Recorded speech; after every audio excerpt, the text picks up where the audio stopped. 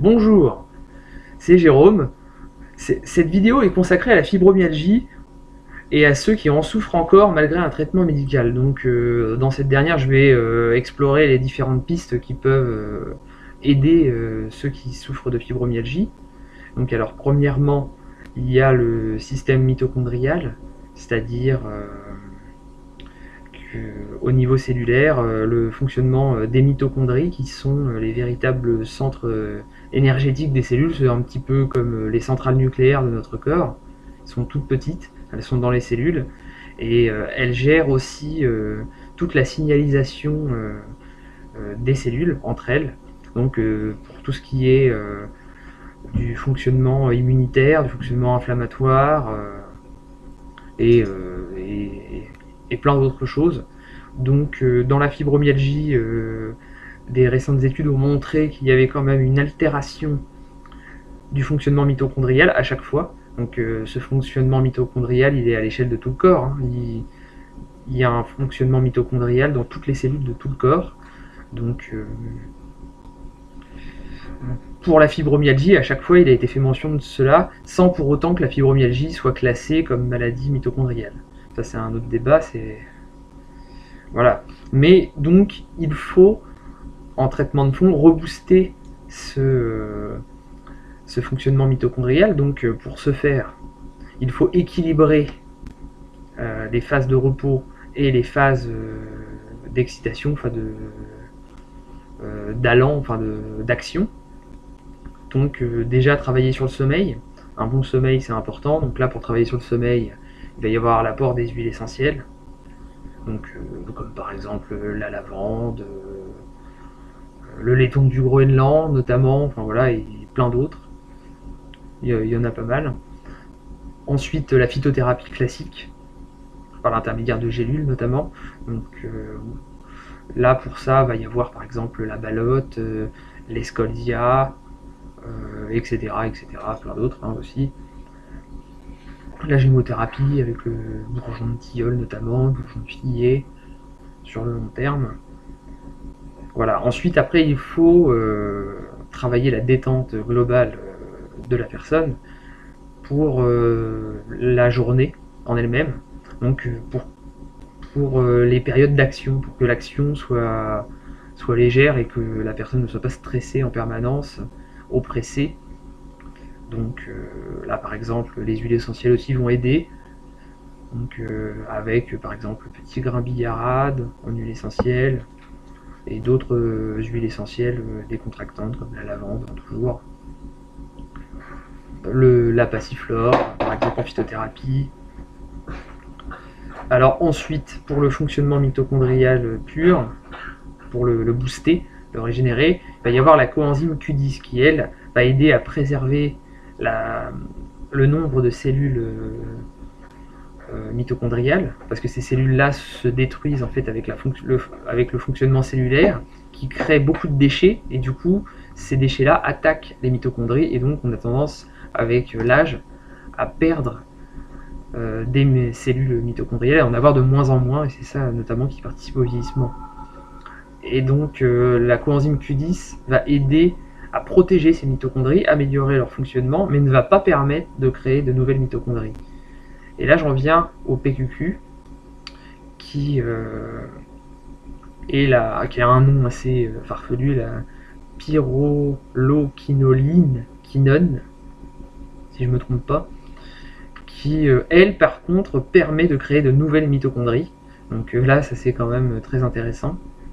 Donc prendre les deux en association, c'est très bien pour un traitement de fond, pour améliorer directement le fonctionnement mitochondrial.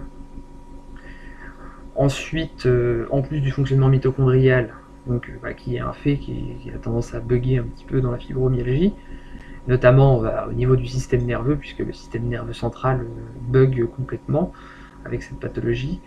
Donc voilà, ça va traiter le système mitochondrial à l'échelle de tout le corps, donc ça va être intéressant.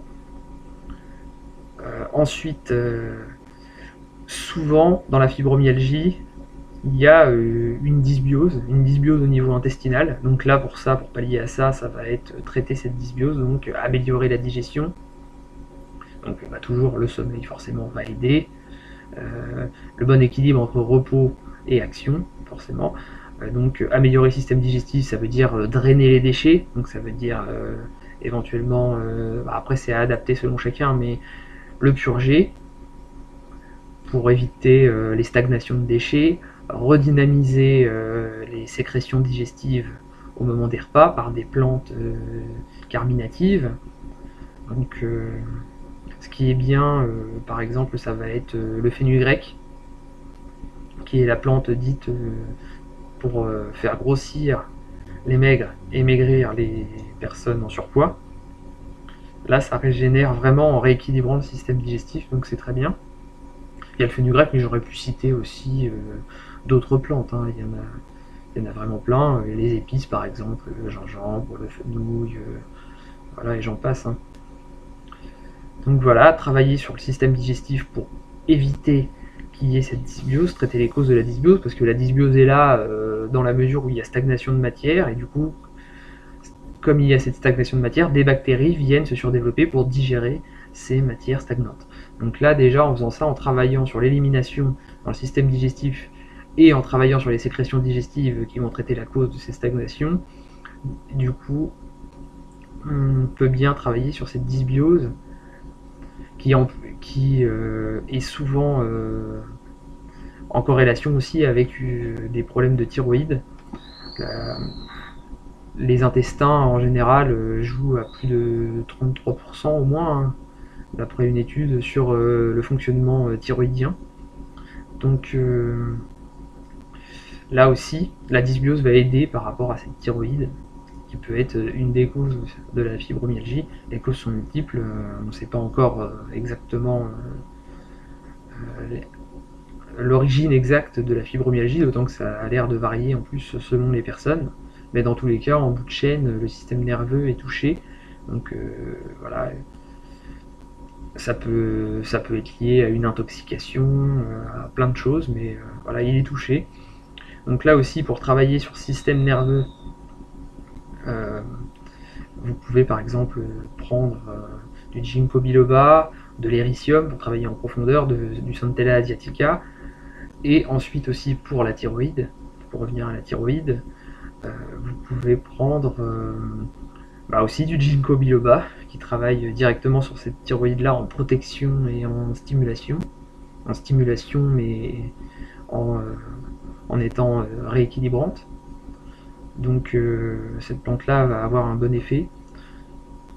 Ensuite, pour traiter les douleurs directement, les huiles essentielles aussi sont intéressantes. Par exemple, l'huile essentielle d'eucalyptus citronné est un peu passe-partout et en plus peu onéreuse, donc c'est intéressant. On peut la trouver dans les alentours de 2 euros, 3 euros sur internet, donc c'est quand même assez intéressant et elle est très efficace. C'est un anti-inflammatoire antalgique donc vraiment elle est assez intéressante. Après bon, selon les cas, on varie les solutions, hein, les huiles essentielles, la phytothérapie classique, la gémothérapie, on voit ça. Donc voilà, c'est tout pour cette vidéo. Elle touche à sa fin. Je vous dis à bientôt pour une prochaine vidéo. Au revoir.